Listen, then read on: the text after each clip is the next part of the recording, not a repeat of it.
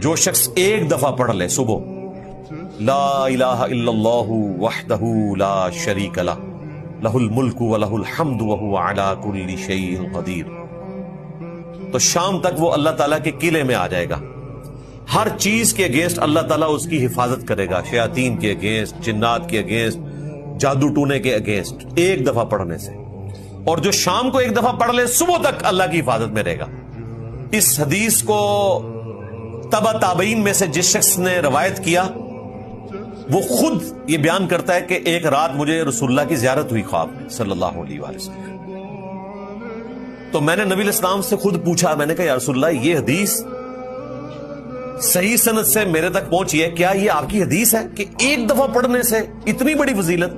تو نبی علیہ السلام نے فرمایا کہ تم سے جس شخص نے حدیث بیان کی اس نے سچ کہا، یہ میرا فرمان ہے.